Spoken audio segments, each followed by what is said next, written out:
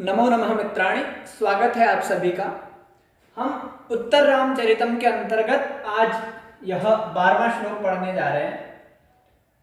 इससे पूर्व हमने 11 श्लोकों को पढ़ा है, जो उत्तर रामचरितम के तृतीय अंक के मुख्य श्लोक हैं। 11 श्लोक।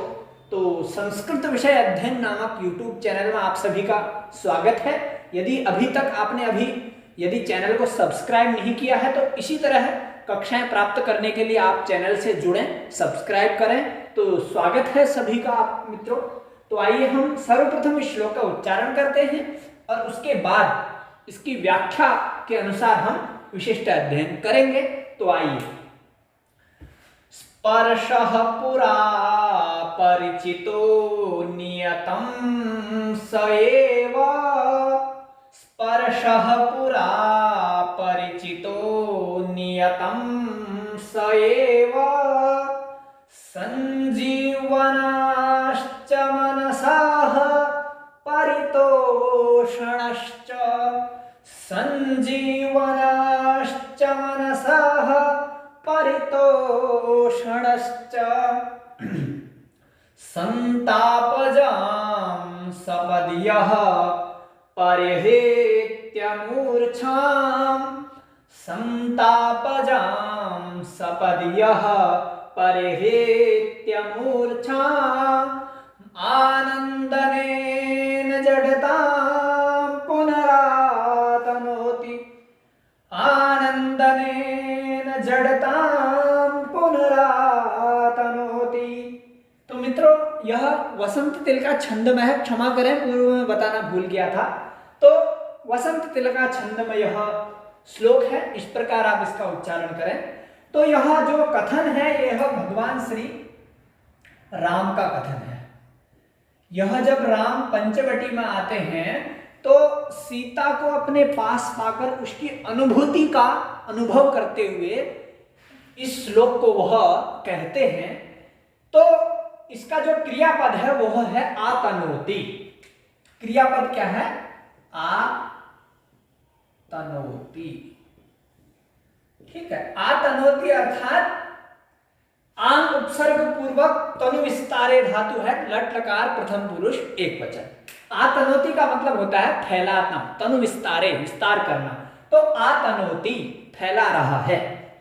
ठीक है। तो क्या फैला रहा है? जडताम। कर्म क्या है? यह है क्रिया। आप सभी जानते हैं, हम किसी भी श्लोक की व्याख्या करते हैं तो सर्वप्रथम क्रियापद ढूंढते हैं, उसके बाद कर्म। कर्म जो है इसमें जड़ता, जड़ता है। जड़ता यानी कि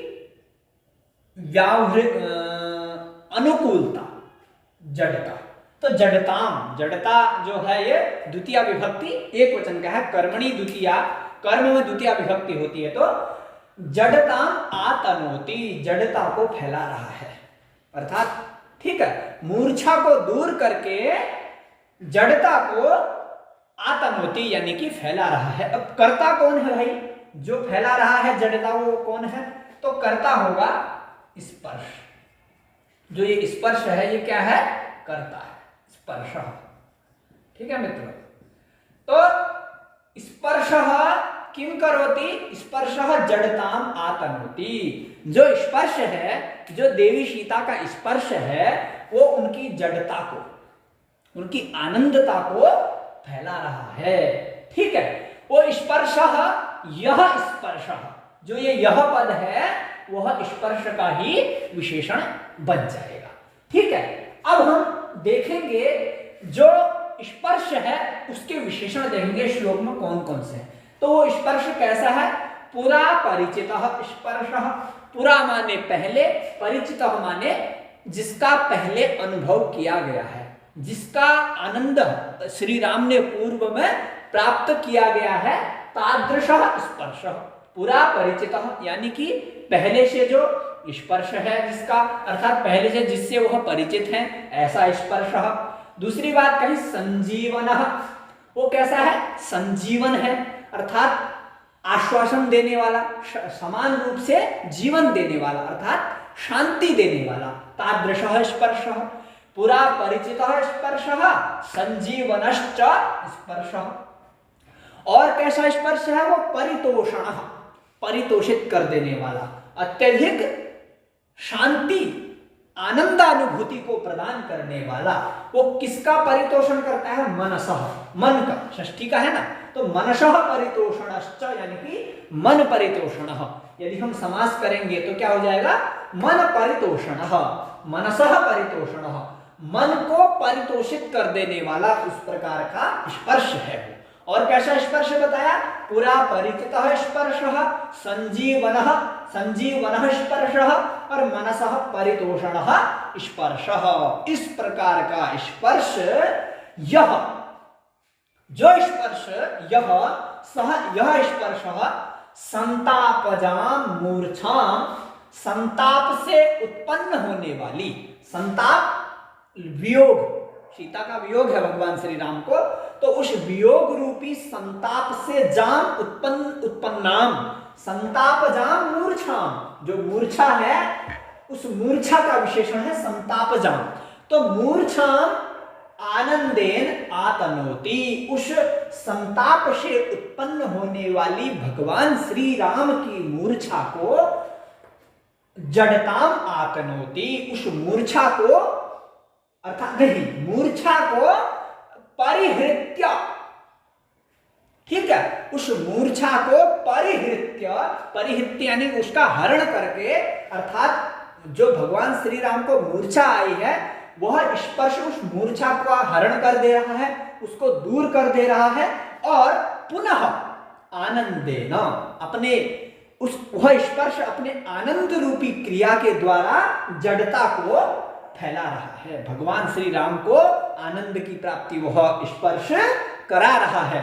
तो इस प्रकार से हम देखेंगे जो वह स्पर्श है वो पहले से परिचित वाला स्पर्श है, ठीक है, और वह स्पर्श संजीवन है, अर्थात समान रूप से आश्वासन देने वाला है, और वह स्पर्श मनसः परितोषण है, मन का जो परितोषण कर देने वाला स्पर्श है। यह स्पर्श जो वह स्पर्श है जो संतापजाम मूर्छाम, संताप से उत्पन्न होने वाली मूर्छा को परिहृत्य, परि उपसर्ग पूर्वक ही हरणे धातु से ल्यप प्रत्यय करके परिहृत्य यानी कि उसका हरण करके आनंदेन नियतम, नियतम यानी कि निश्चित रूप से, कोई इसमें संदेह नहीं है, तो आनंद के द्वारा निश्चित रूप से उस जड़ता को पुनः आतनोति, उस जड़ता को क्या कर रहा है? फैला रहा है, अर्थात भगवान श्री राम को आनंद दे रहा है, उनको होश में ला रहा है। पुनः, जो पुनः शब्द का प्रयोग किया गया है यह इसलिए किया गया है क्योंकि जब भगवान श्री राम के साथ सीता थी, जब वो दोनों साथ में रहा करते थे, तो तब भी वह स्पर्श करती थी तो भगवान श्री राम को आनंद आता था, ठीक है। तो पुनः आज फिर से इस भगवान श्री राम के अर्थात उत्तर रामचरित के तृतीय अंक में जब सीता जी का उन्हें 12 वर्ष बाद पुनः मिलन की अनुभूति हो रही है छाया रूप से, तो पुनः वह स्पर्श जड़ताम आतनोति, पुनः वह जड़ता को फैला रहा है, पुनः उनको आनंद दे रहा है।